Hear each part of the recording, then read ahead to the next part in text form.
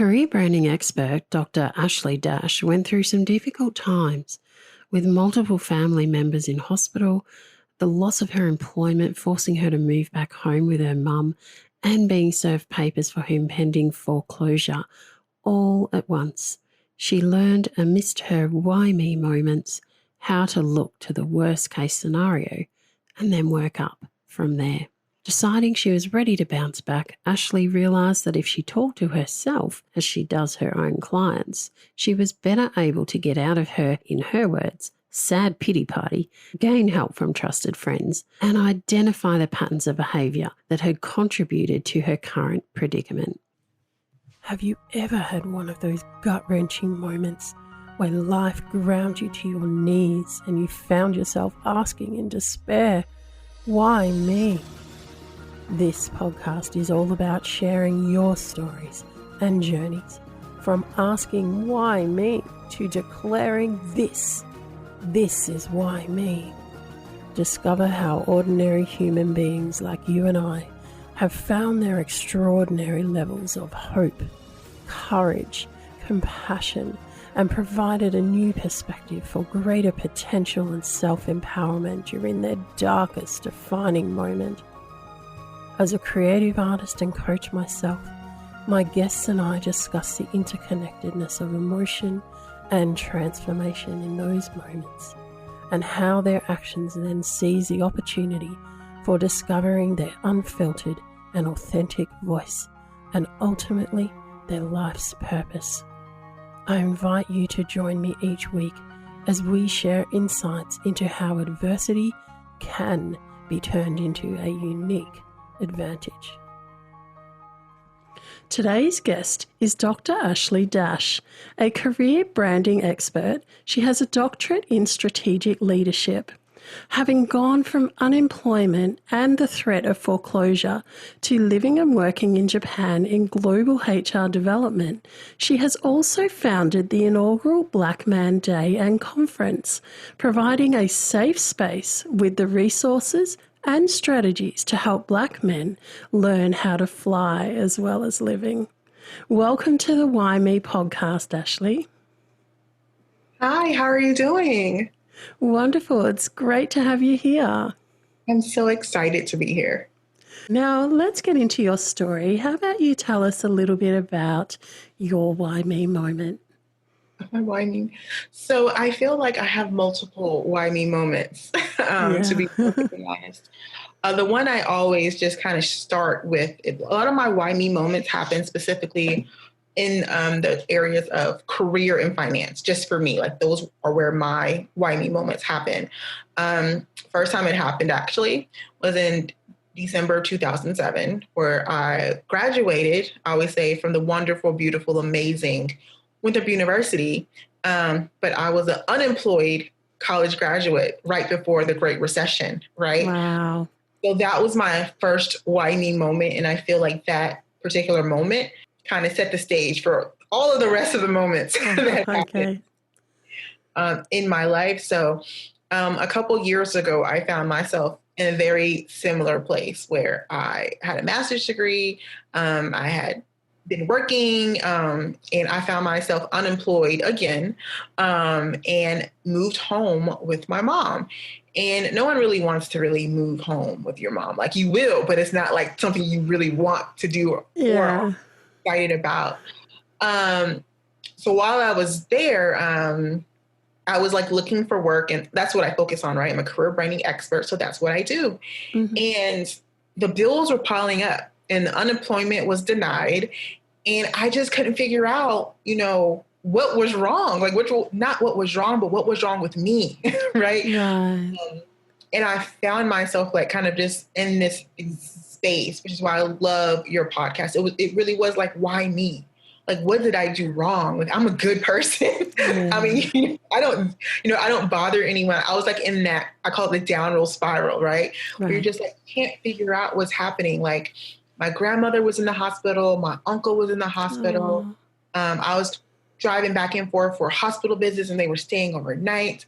I had people handing them in, what do you call it? When they serve you papers, trying to serve me papers for foreclosure. Mm-hmm. And I just couldn't figure out like, what did I do wrong? Mm. Why me? And I will have to be honest. I coach people around that, but when you experience it personally, you don't bounce back as quickly as you kind of teach or coach other people to do it. So I stayed in that place a little longer than I should have.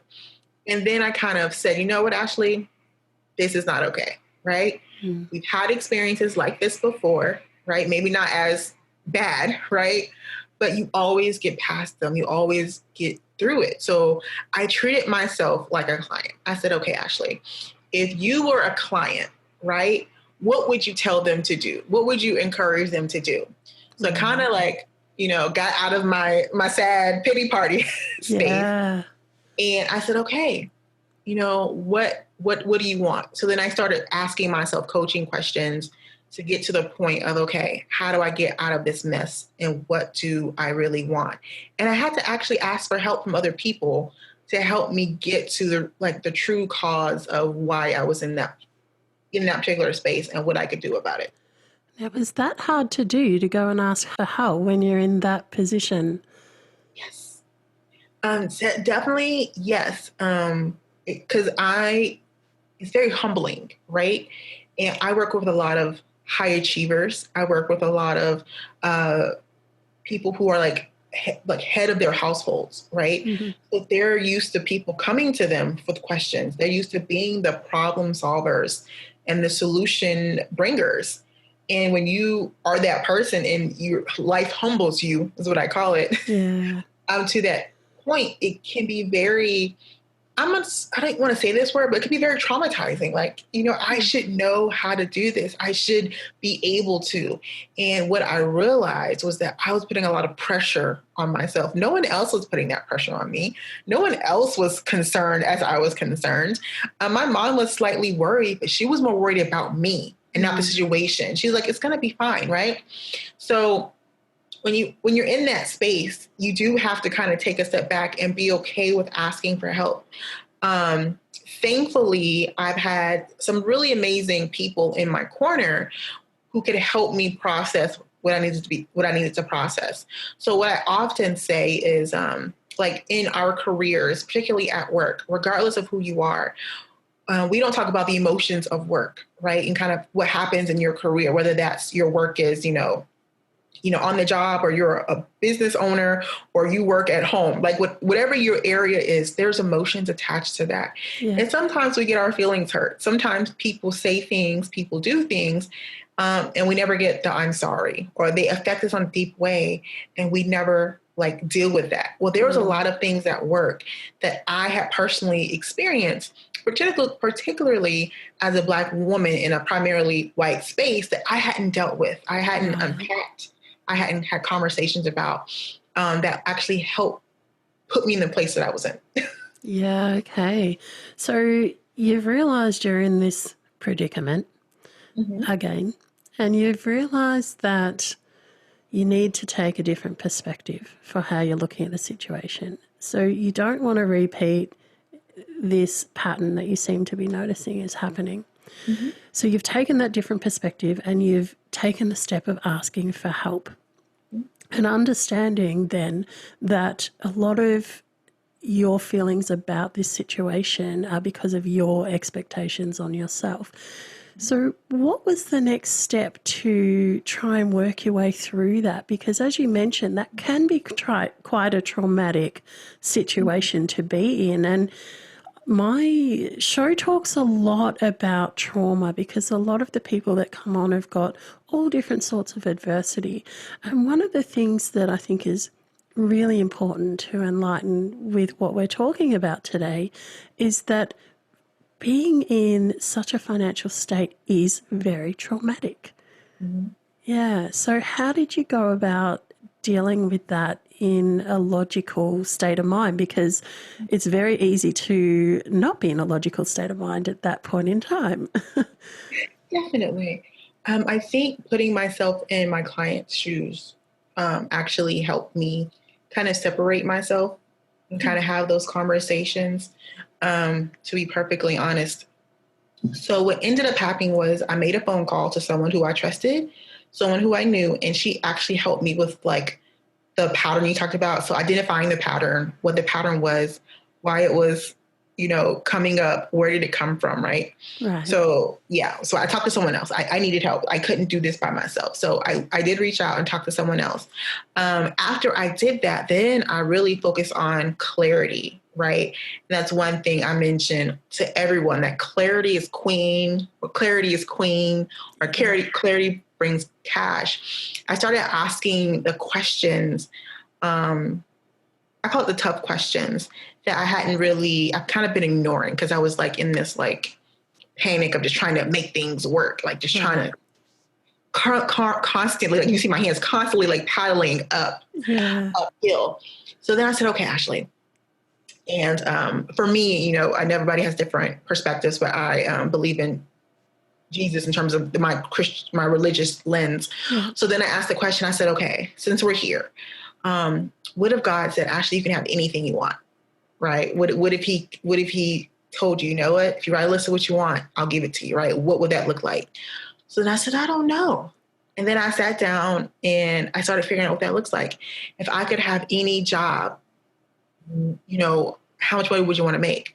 It's like, okay, well, you know what? I've made 6 figures before, but I wasn't happy. But I want to make 6 figures again, but I want to be happy. Right. So that was like the first question I asked, right? And like, okay, step 1, right? Step 2 was, all right, so what do you want to do? And I was like, I like HR, but some areas of HR I've worked in caused some of the trauma, right? Okay, so yes. I didn't necessarily want to go back to those areas or have those experiences. So I was like, I love development. I love career management. I love like professional development. So let's do that. I've had roles where I've worked on that, but it's never been a full-time role. So if I could have a full-time role in this area, I would love to do that. I said, okay, step 3, where would you work? At this time, I had moved around the country in the United States so many times, but I was open. My heart really was open for international, work. It didn't have to be, but I was just very open, if that makes sense. Yeah. So you weren't putting any limits on where? No limits whatsoever.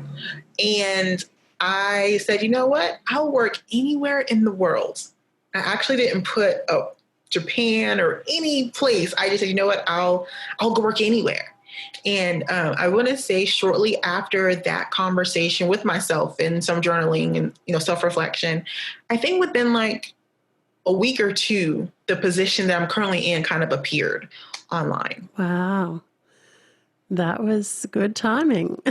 Like perfect. It was like magic.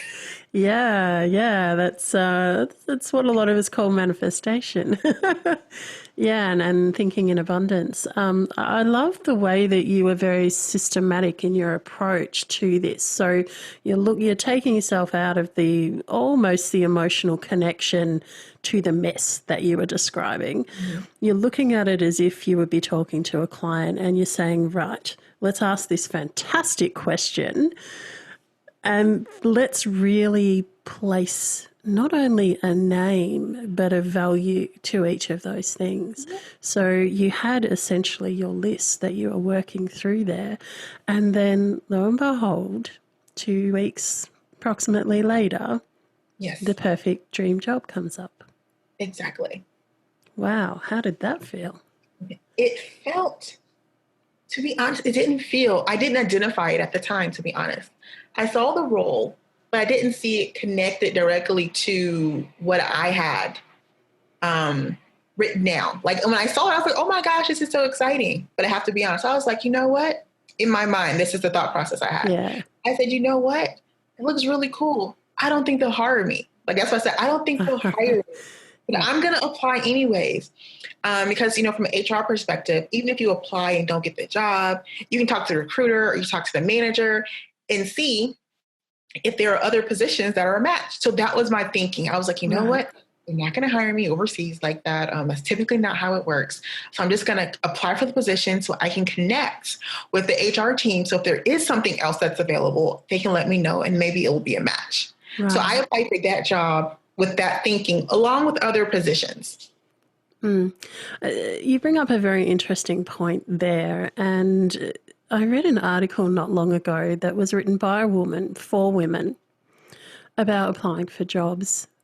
Mhm. And what she noted on there was that in her research, when women apply for these jobs, they often have that thought, well, I don't tick every box. They're probably not going to hire me for this position, but I'll give it a crack anyway. I'll give it a try. A lot of the time we don't even go that far and we just don't apply. But those of us that do apply, there's usually some sort of self-doubt there. I don't think that I can confidently walk in there and say, yes, I can do everything. And she said what her research showed was that when men look at those jobs, they don't have that approach of I need to tick every box. They have the approach of, well, I can do some of that, so I'm going for it and I'm getting it. And it's a very interesting psychology to delve into the differences between men and women in that aspect, don't you think? It's very true. And here's the thing. I work in the career development area. I know that research. I've read that article, right? I coach men, right? Yeah. I know this information, but that doesn't exclude me from still experiencing, right? Yes. What the research says. If you have 7 categories, a man will have 3 and like, you know what? I have enough. I'll apply, right? That's right. A woman will have 6 out of 7. She doesn't have that 7th one and she'll let you know what? This isn't my position. They're not going to hire me. I'm not qualified, right? Mm-hmm. There really is a difference mentally and mindset wise in applications. And I teach that, but that's still how I felt when I'm still a woman when I apply for positions. I still, with the knowledge, I'm still a woman with the emotions and with the social conditioning of the world that still feels that way. Right? Yeah, very good point, because it's almost like we have 2 sides to us sometimes. There's the side of the logical and the business side of things, and then there's our emotional side. And look, this applies for everybody. It's an interesting point, and I'm not trying to globalize here in saying that every woman is like this or every man is like this, but it tends to be that more men tend to think that way than women. And I find that very, very interesting. So being somebody who works in HR and somebody who helps men specifically, how do you get into their psyche as a woman? So to be honest, I've seen a lot. So most of my career, like 98% of my career, has been in automotive industry, right? So I'm constantly surrounded by men. Yeah. And I've seen how they have conversations with people. I've seen how they hire, how they fire, how they communicate. And while I am, I still have those thoughts as a woman, I'm actually more proactive and more masculine, for lack of a better word, gender roles, but more masculine in my career, typically, than other women. Other women would have saw the position and didn't apply. I was like, well, I'm still going to apply, or I have a motive for this, right? Yeah. So because I kind of come with that energy and I'm seeing so much and I'm constantly surrounded by men, when guys talk to me, they kind of view me as just one of the boys, one of the guys. When we're having conversations, that's that it's just natural. It's just not like, I'm targeting them. It's like a natural attraction in terms of they're comfortable talking with me. I'm comfortable talking with them, and I have this extra knowledge that you definitely need. And it kind of just happens organically that way. Oh, I love that. I think organically is the best way to have, to have those conversations that you need to have sometimes. And when we're talking about helping people, as someone who's worked in retail for a long time, throughout when I was very young, right through most of my career, and always being in HR type roles and coaching and mentoring and things like that, I've noticed that almost every situation, it doesn't matter what business you're in, those skills of being able to understand someone's point of view or understand the information or what they're trying to learn is so important in building that connection and that relationship to help them get the skills that they need to do what they need to do best. That's so true. I think part of the WhyMe moment for me relates directly to that, because for a long time, I correctly assumed that understanding meant agreement. Right. And that is not the case. I can listen to someone's point of view. I could understand it. And I could also not agree with it. Yes. Right. So I think when people are having the why me moments, they could maybe understand why, they actually know why me. They may not agree with the decisions they made, or they may not agree to the extent of why they're in this place, but they can understand. Right. So if you're at that point of why me, and you can get to that point of, okay, let's change this, let's flip this, let's understand what happened, right? I may not agree with what happened. So that happens a lot when people get laid off, right? Get fired. I may not agree with it, but this is a place I understand what happened. What do I do now to flip it, right? And I think that's the important part. And that was part of kind of my change. When I was explaining the process about, I found the job and I applied, that didn't change anything. I was still facing foreclosure. I was still going to the hospital with my grandmother. I was still going to the hospital with my uncle. I was still, figuring out how to make things work. But in my mind, I had already shifted. My mind had already flipped to this positive place, to this grateful place, to this place of, what is the worst that could happen? And the worst thing that could happen is they could take the house. Well, how does that impact you right now? I had a place to live. It wasn't like I had to move off, into the street, Right. So for me, and I don't recommend this for everyone, right? But for me and for certain people, I just went straight to the doom and gloom. Like, what's the worst that could happen? Right? I went straight there. And then once I confronted that, then I was like, oh, that sucks. But okay. But what would happen? Like, what's the process? What would you have to do? Oh, I'd have to start fixing my credit. I'd have to find a job. Like, you start moving back into solution finding mode. Yes. Right. I think that's a really great way to do it. And as you said, it's not going to work for everyone. It is something that I know I have done at different times in my life as well, where I've said, okay, I feel like I'm in this massive mess. There's essentially chaos inside my head right now. How am I going to see through this? What is the worst that can happen? And in allowing yourself, like you said, to think about the worst you can happen, well, then everything else that could happen is going to be up from there. It's going to be moving forward, or, it's going to be better than that worst thing. And so a lot of the time, it helps you to see past that worst thing when you name it. A little bit like before, when you asked that question and you then named the 3 things that you wanted most. In naming that thing that is the worst that could possibly happen, then allows you to get past it. And with a lot of things in our lives, but particularly more abstract concepts that we have going on in the midst of chaos, it can often be the case where we're like, okay, if I don't say it, if I don't write it down, if I don't put it out there, it'll keep running around in my head and it'll keep adding to that chaos, and I will keep coming back to it, and essentially I'll get stuck in that why me and that thinking, rather than naming it, putting it down there, and then going, okay, now let's look at what we can do with it to avoid that happening.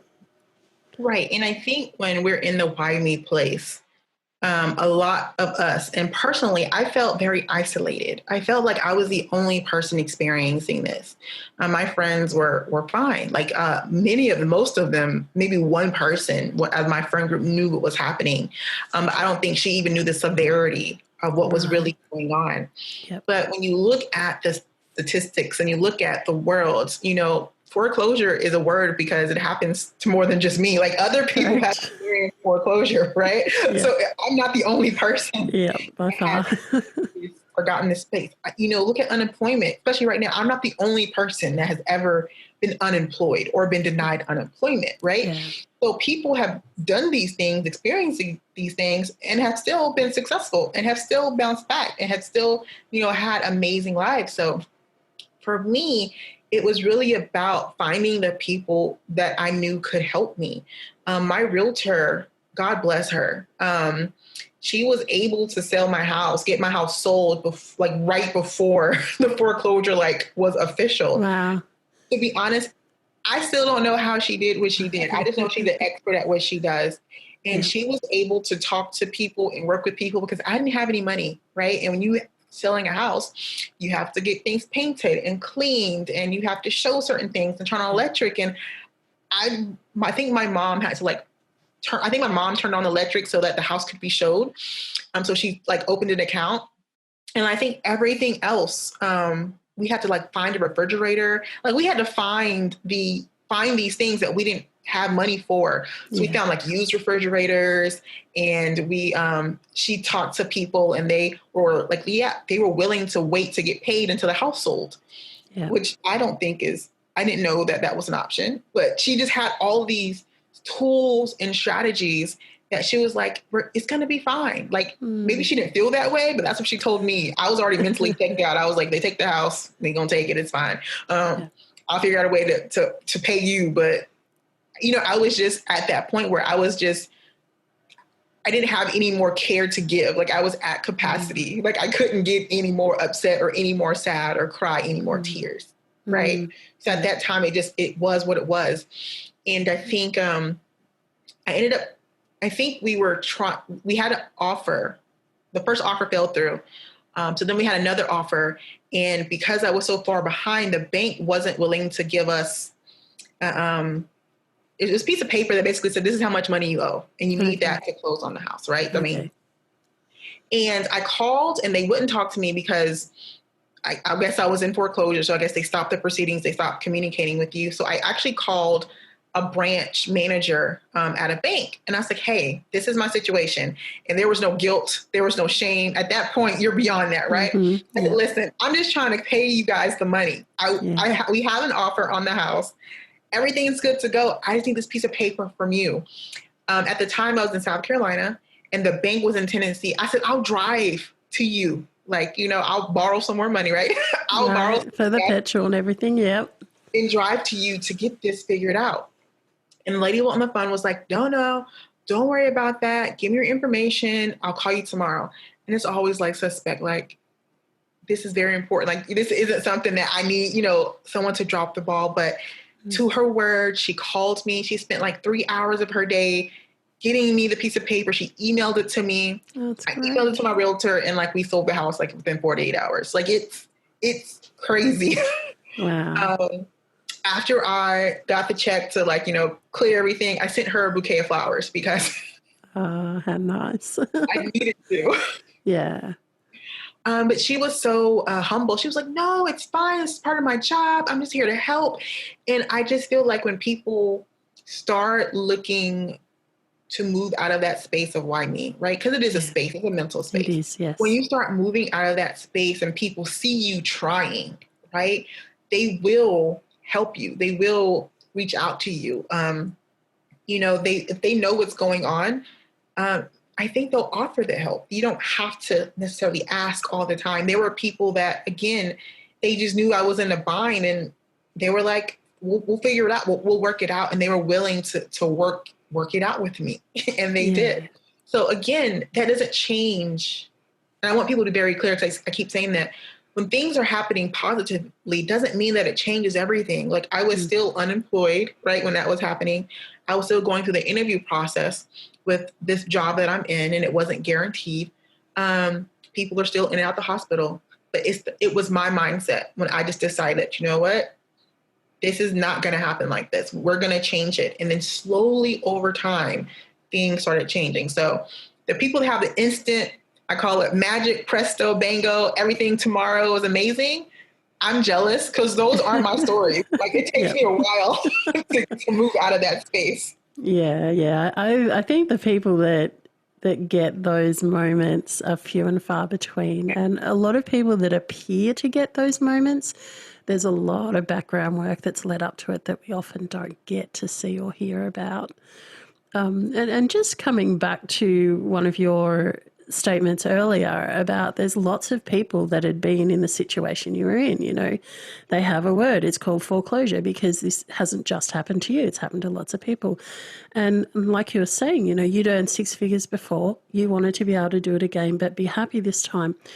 There are so many stories of successful people, and a lot of them end up in the professional development and personal development areas because they've gone through those tough times. They've had to face adversities of all different sorts, and they've had to dig deep. They've had to do that inner work to really understand who they are, what they want, and then work out the how. Because until you know who you are and what you really want and what is going to make you happy, then it's difficult to work out the how for something that's not a concrete goal in your mind, essentially.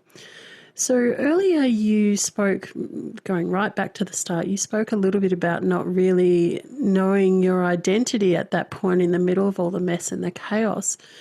How are you connecting to yourself now, and having gone through those experiences and connected into that inner strength a little bit more? How are you viewing your identity now as a person and what you now do?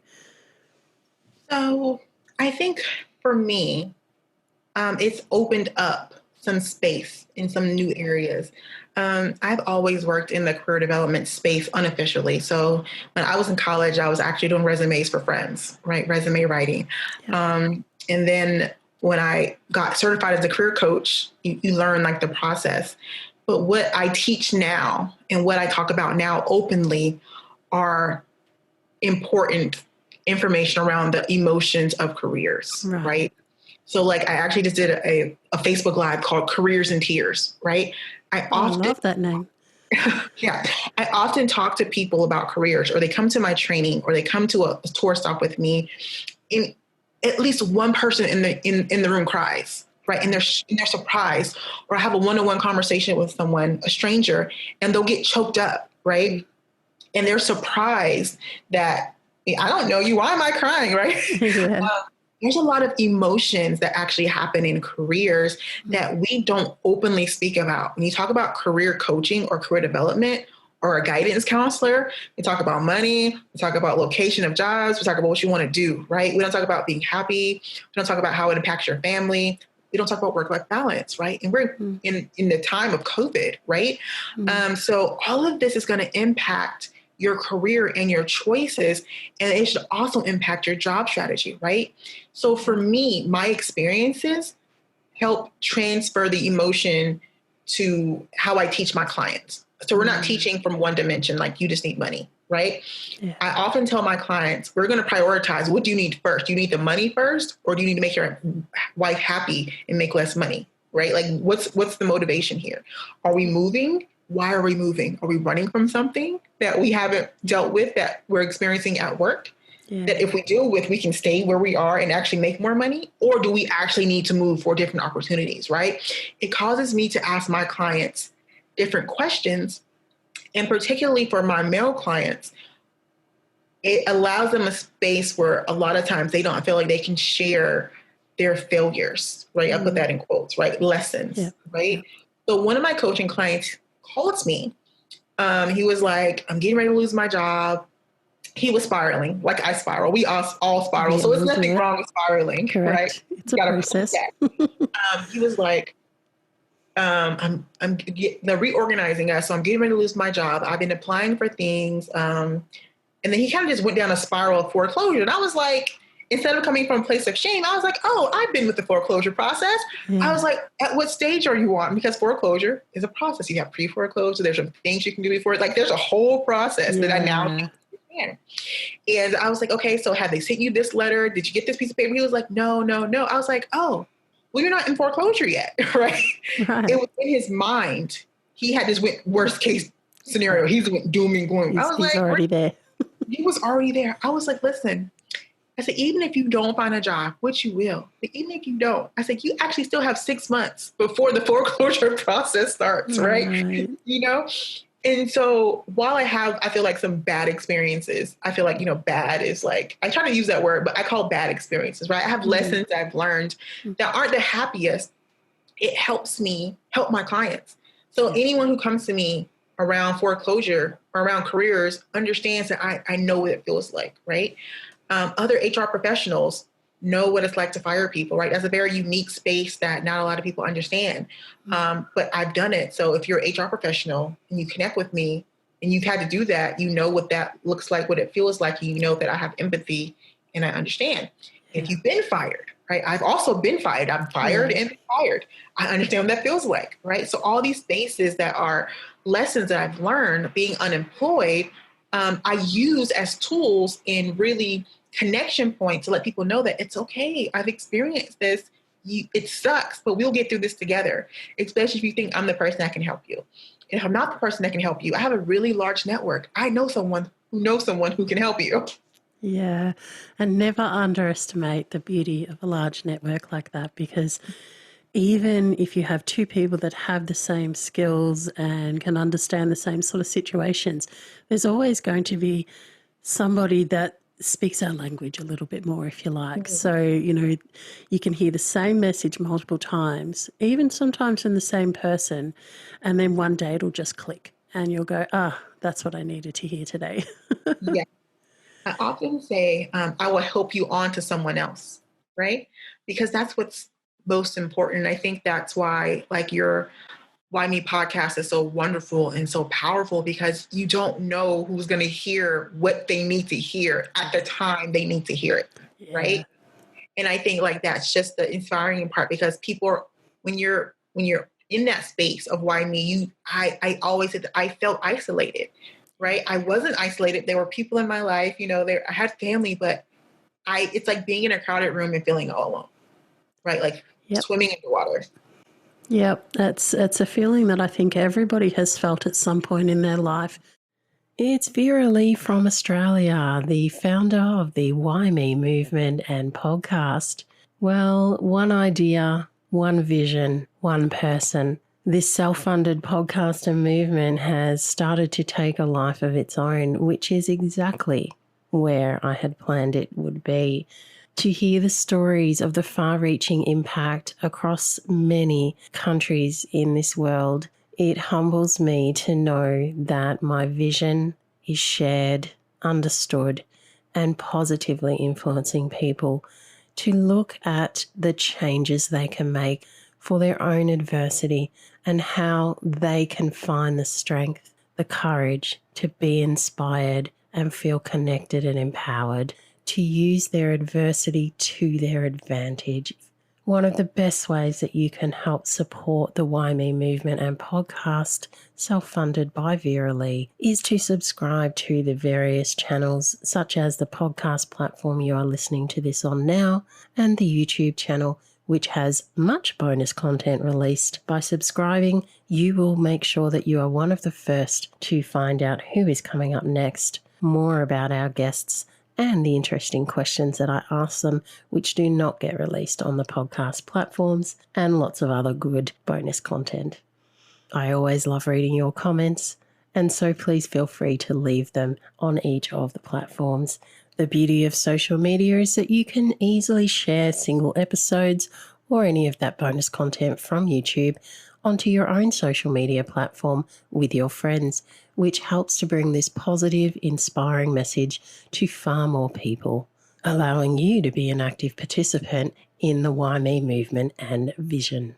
On Apple Podcasts, it always makes a big difference if you can leave a rating, review, and subscribe to the show. Let's get back to today's story. In some way, and I know that with myself, when I was recovering from probably my worst illnesses, I'd been on a lot of cortisone, and so I'd stacked on the weight. I was even past the morbid obesity category. I was in that super morbid obesity category. And I would walk into a room of people and I would say to the people that were my friends, just have a look around and notice that I am the largest person in here and yet I seem to be invisible to everybody. How is that even possible? And I could never quite grasp that concept. And in the same way, I realised I was again in that why me thinking. So I had to take myself out of that perspective and go, let's actually look around, let's observe and see what's actually going on, take myself out of this situation. And yes, people were treating me like I was invisible for all sorts of reasons, but I wasn't the only one they were doing it to. So when I took myself out of that situation, I realised it wasn't just me. You know, I could notice that person over there that was standing in a group of people, but nobody was actually interacting with them. And then I could notice the same thing happening with this person over here. And I was like, oh, okay. So sometimes it is just that different perspective. And sometimes it is our state of mind, like you mentioned earlier, that makes us focus on that why me, that attention on ourselves, when sometimes we need to take it off ourselves and look at the situation, and we get our answers from that, and we get that different perspective that in fact we're not alone. And I love that you mentioned that who knows at what day and what time someone will hear this message and it will resonate so deeply and help them and impact them in their life. And, you know, give them the hope, give them the thought of, oh, you know what, I can look at that method of what's the worst thing that's going to happen and write it down today, and then ask myself that question. If I could have anything I wanted, what would that look like? You know, and then look at those two things and start to brainstorm where I can go out of this mess that I feel like I'm in, and know that I'm not alone in this, because I've just been listening to this message and I can hear this same conversation that's been going on in my own head. You know, it is such an important opportunity to have guests like yourself on this podcast to help share those stories, because we are not alone on this earth. Even if we're not in direct connection with people at the time when we're struggling, you said it yourself, there's always going to be people there if we can get the courage to let people know we need help and to ask for help. There's always going to be someone who wants to help you. Definitely agree. And I want to touch on what you mentioned earlier about manifestation and asking if you could have anything you want. I know some things happen to people that shouldn't have, right? So I'm just going to exclude that population of people, right? Yeah. We're going to not name it, but we know what that looks like, right? Know what that is. Yeah. But we, for the most part, on average, generally speaking, okay, we have more control over our lives and what we want to do than we think. Yes. We literally, for most of us, we kind of just acquiesce. We kind of let it go. We don't take control, right? And I think the process of focusing on what you want and really taking the lid off and really going for what you really, really want, like your true heart's desire, right? If it's authentic, if it's purposeful, if it's not hurting anyone, right? If it's, good, yeah. I really do feel like it will show up, right? It will manifest itself, right? Because you're looking for it. You're focused on it, right? It can't help but show up, right? When I'm in a place of gratitude, right? Guess what happens? I get more times, more experiences, more things to be grateful for. I find myself when I'm working my business and I'm like stuck and I'm just like, it's not working. I've done this, I've done that. And I'm just like real tight, right?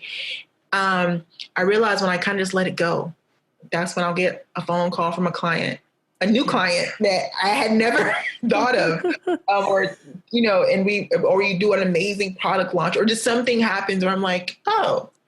So I try to stay in this space of gratitude and looking for the positive possibilities and really allowing myself to be like, what do I really want, right? What could be like the ultimate sky is the limit thing? And for me, I'm a career nerd who loves people to be happy in their jobs. Like, that's all I really want. I do all of this just so someone can say, I love my job, or I love my business, or I love what my job's been able to do, or my career has to support my family, right? Yeah. I want people to be happy at work. I've had more than one dream job. This is my second one. And I always say, I can't wait to see what my third one will be. Like, I'm excited.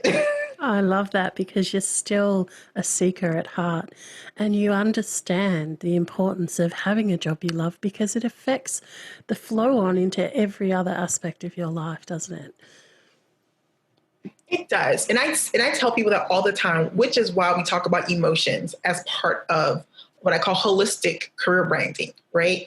And some people are like not comfortable. So we don't always start there. Some people when the tears come, that's where we start, right? We need to get through that first. But careers are so tied to every part of most people's lives. It's how you support yourself. It's how you support your family, right? That's where you spend the majority of your time at work, right? Even if you work from home, thinking and processing these emotions, right? Creating networks of people in the industry that you like, they become your friends, maybe not at work, but people, connected to what you do, become lifelong friends.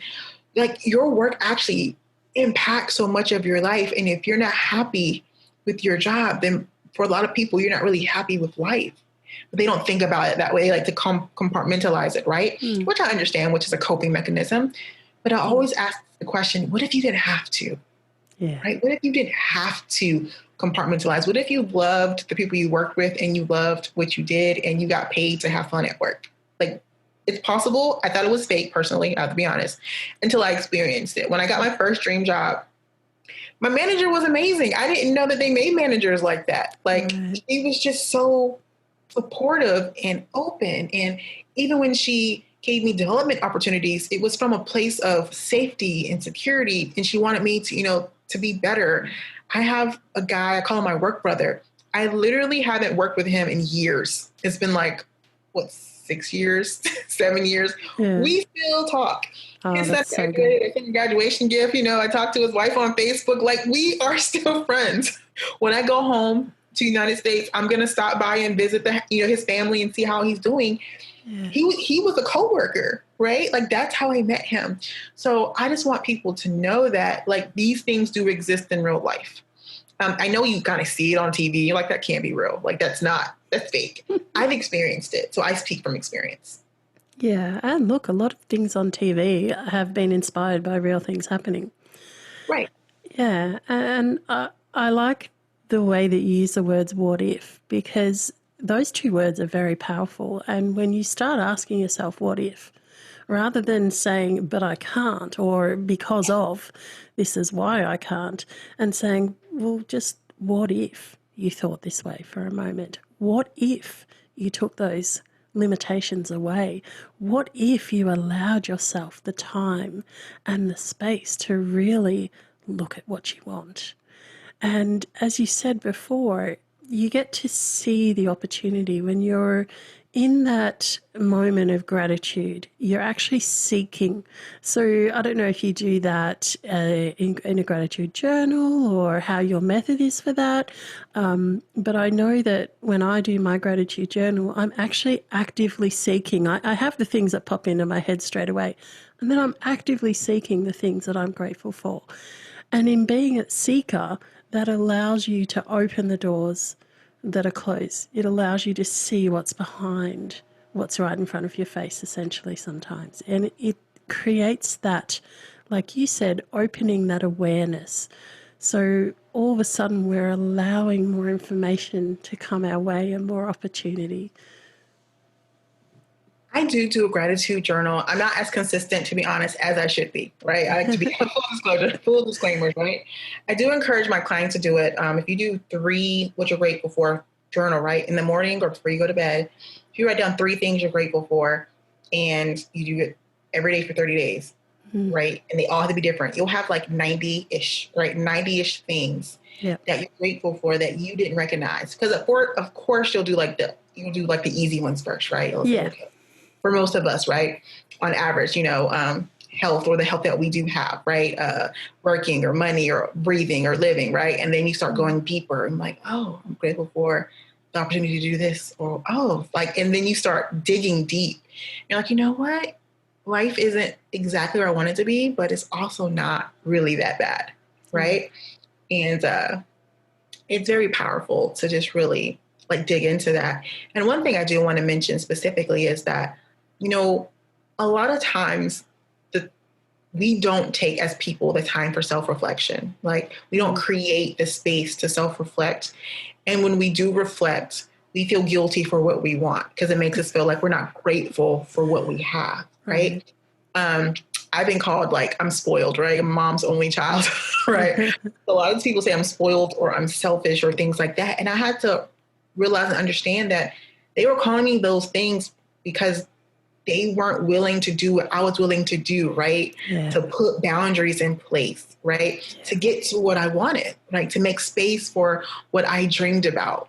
You know, wanting more doesn't preclude you from being grateful for what you have, right? I think point. This position in Japan is amazing. It's great.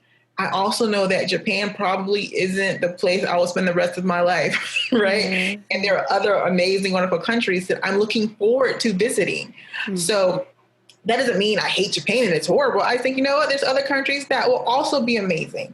And I tell people, be selfish a little bit, you know, take the time to create this space, self-reflect, and figure out what you want. Most people aren't getting what they want because they haven't sat down to figure out what they want. Very true. And what you touched on there too is those labels that people, even with good intentions, will often put on you. We have a choice to accept those labels or reject them. And sometimes these labels are put on very young, so that choice is not very clear to us as a younger person. And we tend to integrate that into a concept of who we are. And then when we get in these difficult situations, that's when that language comes into our head, you know, oh, but you are this, oh, but you are that. And so it's a real journey, I think, to come through that internal environment and change it up and really look for the positivity. And like you're saying, being in that gratitude space and creating that space for ourselves, it certainly helps to open up the door for that possibility, for even just lifting ourselves up. And when you were saying there about some people will say these things to us because they are not willing to put in the work. Mm-hmm. And I know that in many situations in my life, I have been teased and bullied and can throw whatever other word you want in that sort of a context for being a very determined and self-motivated person. And quite often through my life and as a woman, a lot of people have thrown that to me and said that I'm very masculine because I know what I want, and that I'm very masculine and I'm far too competitive. Those words come up a lot, far too competitive, as if being competitive is a bad thing. And I always used to take that on board, and I stopped doing that a while ago because I realised the reason that I achieve and have achieved so many different things in my life, and I've had a lot of adversity, I've had a lot of moments where nothing's going right in my life, or it doesn't seem like anything's going right at all. And yet that competitive nature in myself, that ability to go, you know what, let's focus on doing this one thing. And once I've done that one thing, let's focus on doing this next thing. And it's one step in front of the other, if that's where I'm at in my life, to get that momentum.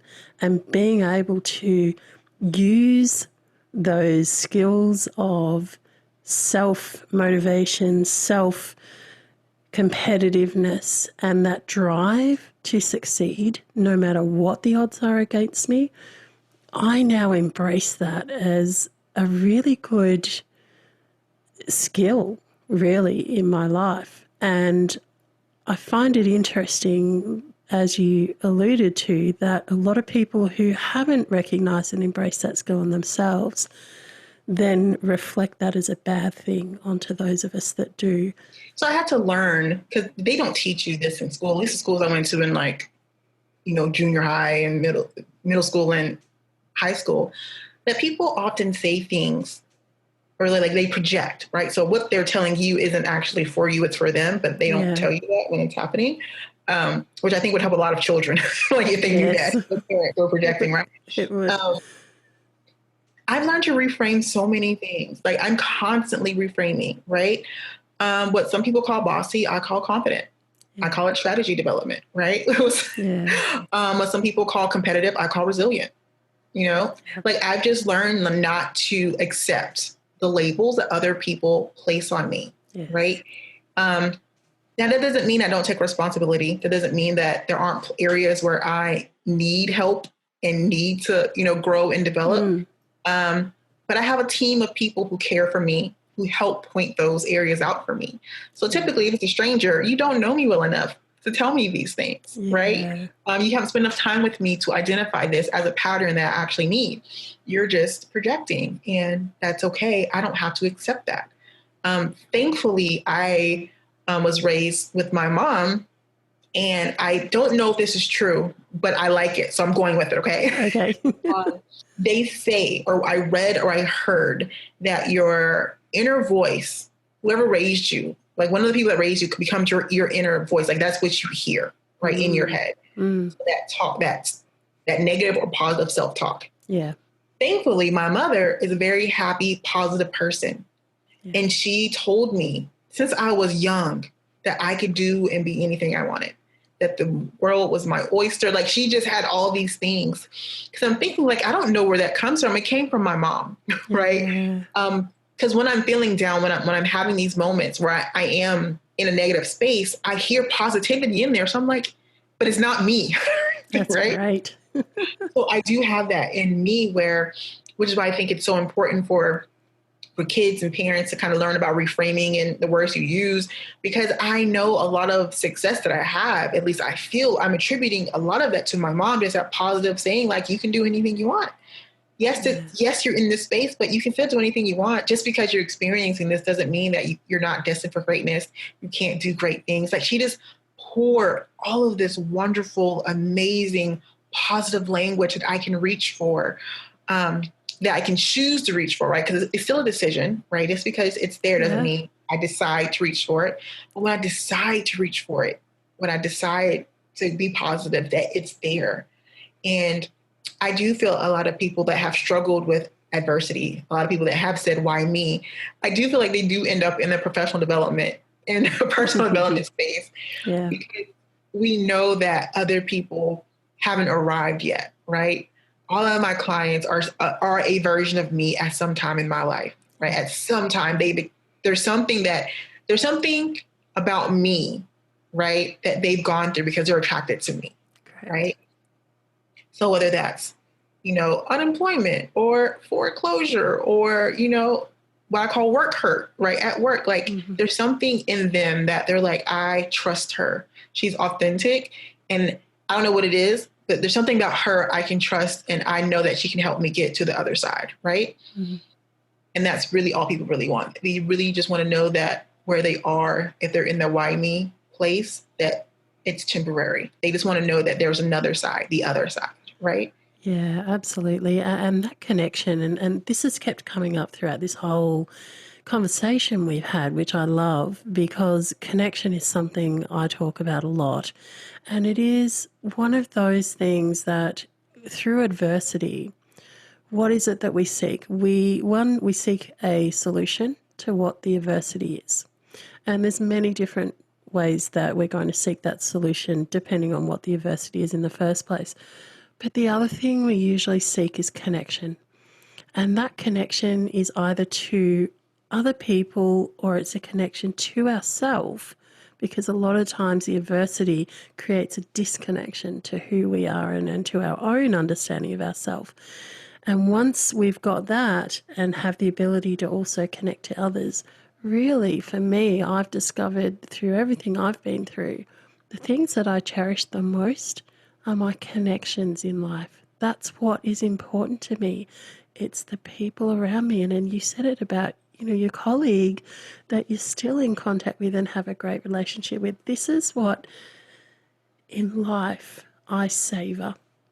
All of those wonderful connections with people, with the earth, with animals. It's all about that connection and that energy. And so I'd love to ask you one more question. Would you be the person you are today without having gone through your adversity? Definitely not. Definitely not. I would be a totally different person. And here's the thing. I'm not sure if that's good or bad, to be perfectly honest. I just know I wouldn't be me. Okay. Right? And I think the lessons that we learn are important, but you need to understand yourself and get back to the core part Yes. of you, right? And I did some research and I've watched some studies, and they say, children, right, between the ages of like 3 and 5 or like below 8, like they're operating at a genius level, right? Like when you're at that age, that is actually who you are, right? Yeah. A lot of parents talk about, their child just kind of came out with their own personality, came out that way. And they kind of have to manage their parenting style to that particular child, right? Yeah. I think a lot about that because that's who you are, right? So I actually asked my mom to send me some pictures. Actually, when I was going through the space of why me, I asked her to send me pictures of me as a baby, as a child, right? Because that's really who I am, right? This foreclosure, all this stuff. This is just like life stuff, but this isn't me as a person. Yeah. So she sent me photos. And the one thing I noticed in all the photos is that I am 100% cracking up in all of these baby pictures. Like all you see are gums, right? Teeth, like just like full, like when I say laughing, I don't mean like smiling, like no, full on mouth open, blurry picture laughter, right?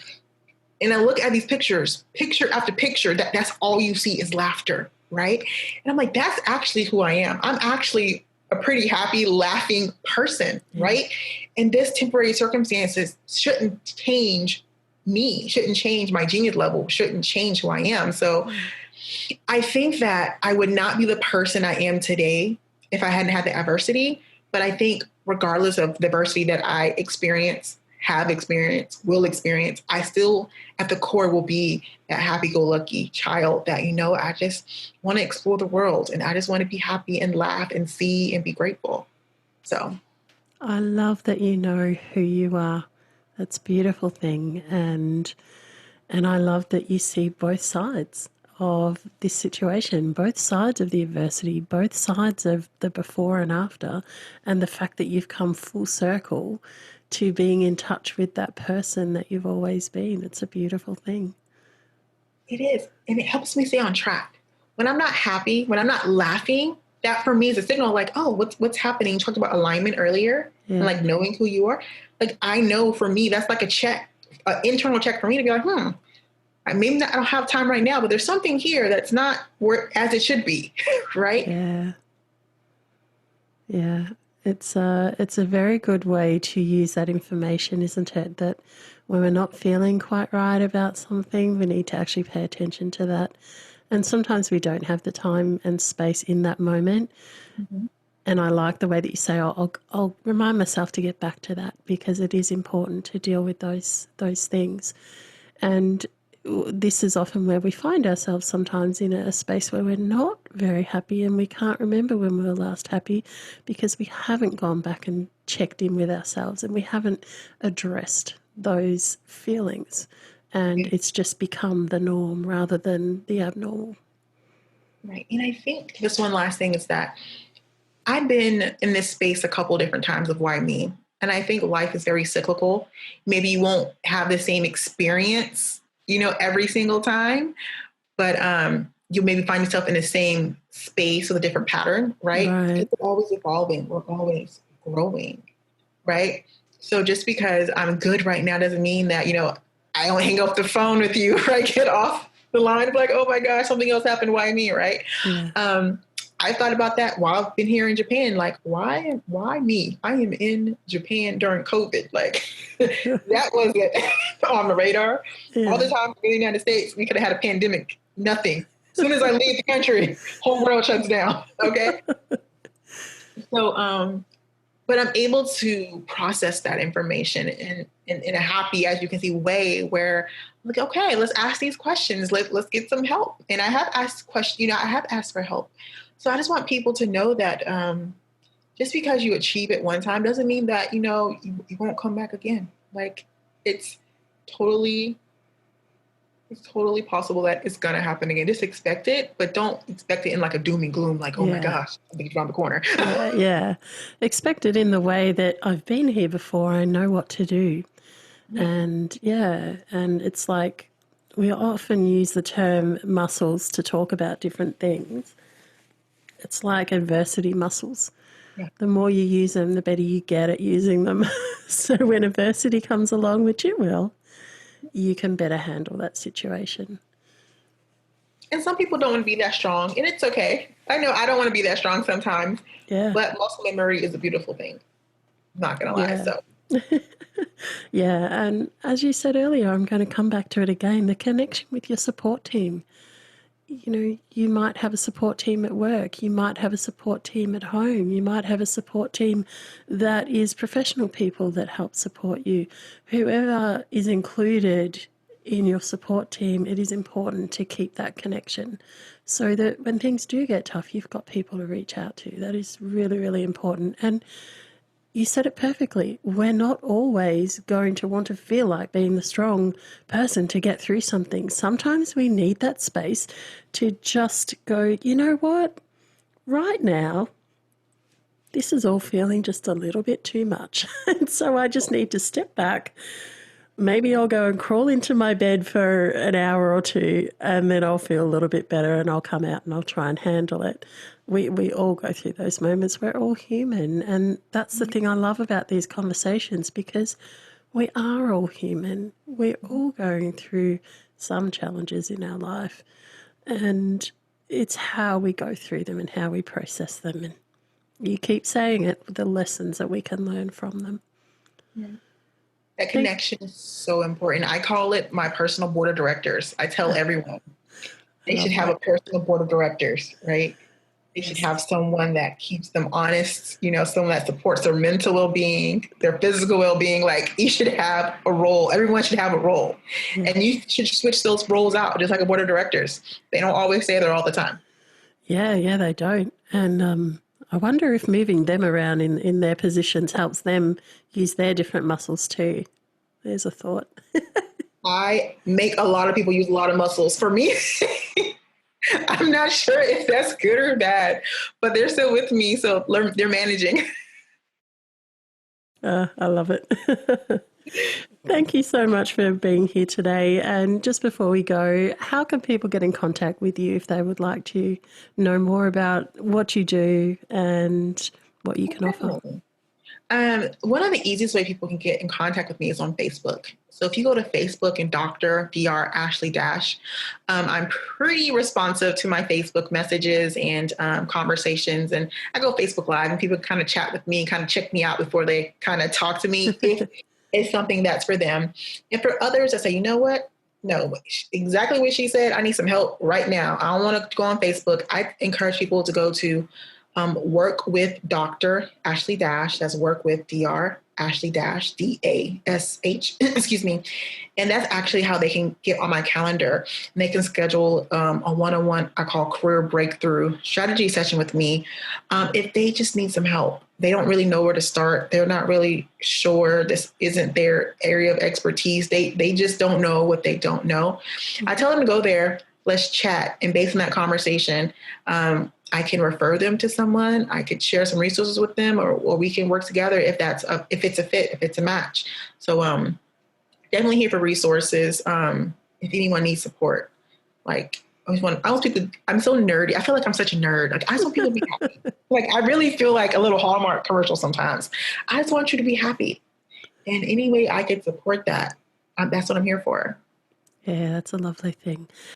Thank you for providing that information. I will make sure that it is in the show notes so that people can click to those links easily and get in contact with you. No problem. Thank you for providing this platform. This is so exciting. Thank you so much for the opportunity. I really appreciate it. It was a wonderful conversation. You're welcome. Well, another story, more WhyMe moments, and more reasons to feel inspired to change your adversity into your advantage. An integral part of the vision of the WhyMe movement is the ICE acronym, I's for Inspire. When you feel inspired, you are more likely to take action. C is for two things, actually. Connection. You are not alone in this world. There are always people here who want to help you get through your adversity and feel positive about your life and your purpose. It is also for courage. Courage, in my opinion, is feeling the fear and doing it anyway. And there lies the importance of connection. For sometimes we don't feel we have the courage to do things on our own. And yet once we have the emotional support of those people who we trust, it can help us to feel that fear and do it anyway. And lastly, the E is for empower. When we have that connection and the courage and the inspiration to know, get our clarity of purpose, well, that is when we feel empowered to take the action that we want to do to change some aspect of our lives for the better.